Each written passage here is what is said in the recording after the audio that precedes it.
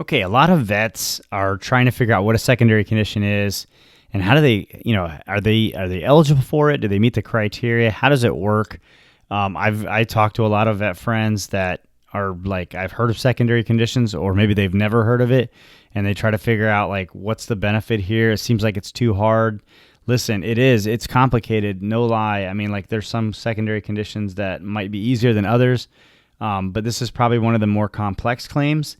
But this is how you get a better VA picture, is by, going through the secondary conditions whenever you have them, and getting them connected to service, and then so that the VA can compensate you for it. And I'll talk about some of the benefits in this, while I'll also cover like what a secondary condition is and how it all works. So just stick with me on this. But listen, if you can, do me a favor, hit the subscribe button. It helps motivate me to continue making these videos. And while I'm not an accredited agent or a VSO or anything, I do like to share my experiences. And I also like to encourage veterans to take advantage of the stuff that the VA has out there for us, all the resources. And this is just one of the ways that I give back in doing that. So hit the subscribe button for me. I would appreciate it. Also, any comments that you want to throw down below would be great. Okay, I made this little graph here with the help of AI, just to kind of show like what a secondary condition is. And it really can be anything that is, can really, be connected. But I will caution you that, not every single veteran that has a secondary condition, they're not always going to apply to every single veteran. It's going to be just based on your systems and your body, and you're going to need medical evidence to prove this. This isn't something where you can just kind of assume. You kind of do have to, do some brainstorming to figure out like what could have caused a current condition you're dealing with. Could it be your service-connected condition? Could be, right? But like, this is just the idea of it, right? Like you have a knee problem that's currently connected to your VA disability. Maybe you got it service connected when you got out of the military 10 years ago. And because that right knee is jacked up and it makes you walk funny, you kind of, messed up your back, and now you have some back pain. So if, with everything that we're going to talk about here, if you have the right evidence, the right medical evidence, that knee problem that back pain could be connected to the knee, which is already service connected. You'll see that I have 38 CFR 3.310 down there. That's where all of this stuff comes from, and that's good news. That means the VA allows secondary conditions. That means if you have a secondary condition, the VA will honor it, and the VA will pay you for it or compensate you. And not only will they compensate you, but now you can go and use VA medical facilities for your back pain, for your back problem. And that can be huge, seeing the chiropractor to get adjusted and just doing pain management stuff. Super, super important stuff. Okay. All right. The VA, although they're going to, you're going to get this from the VA's got it out there for you, and they do want you to do it. It does give them a nice full picture of your disabilities. They are going to need some stuff for this, okay? And like I said, it is a little bit more complicated, but don't let that discourage you.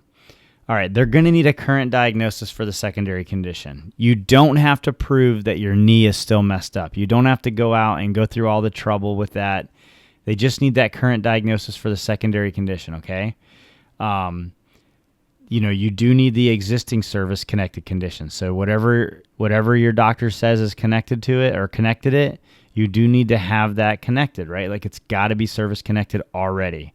And then you, as the vet with your VSO or whoever's helping you, you need to be able to show the nexus between the two conditions, okay? There needs to be a bridge there to show that there's a connection. Now, how do you do that?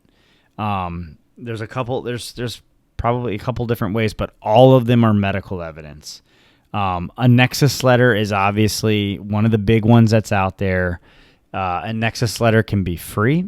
A nexus letter can be paid for. And it's not bad medical evidence. It's actually what you need. I mean, like you essentially need a nexus letter or a nexus statement to prove it. If you're going to get a nexus statement written from your doctor in your medical records, make sure that they articulate why it's true and accurate in your situation.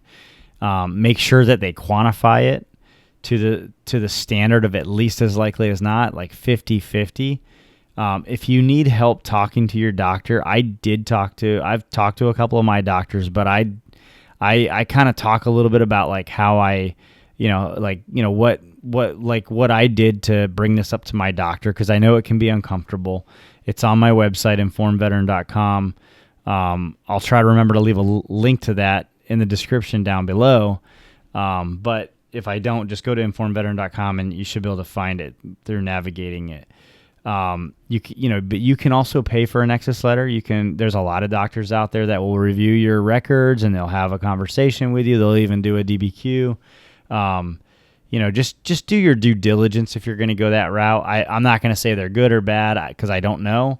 But you may need to do that for a secondary condition. This is one of those occasions where those things are very helpful. But either way is you're going to need a medical opinion to do that. And also something else that will help is just a personal statement from you explaining you can't bridge the gap medically in this, but you might be able to talk about how, your thoughts on it. You're not exactly qualified to give yourself a nexus, but you might be able to say some things in there that might help, understand like, hey, once I started having this condition, like I do feel like I walk different and I feel like I'm constantly putting more pressure on my left knee or my left leg or whatever it is, to try to draw that full picture for the rater and the CMP examiner. Okay, here's a big mistake. The biggest mistake when you're doing a secondary condition, in my opinion, is just not proving the connection with evidence, okay? You have to show some sort of evidence. And, and like it's easier said than done, right? I was talking to a friend of mine the other day that was like, oh, I'll show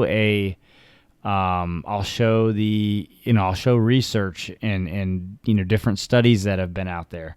And I've tried that. It didn't work for me. But I know it does work for some people. So maybe that might work. And I guess it's worth a shot, like versus paying for a nexus letter. If that's your only option, it's the only way you can document it. And if you've done that before, please put a comment down below. I'd be interested in hearing how that worked out for you. But secondary claims, some of the benefits to these is that it's going to increase your overall rating.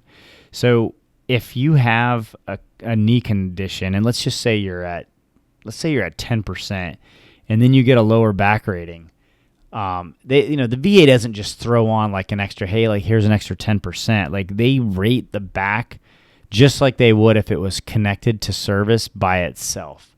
So the back can be a high value claim, but most vets probably have like a 10 or a 20%. So it's not gonna, it's gonna be helpful.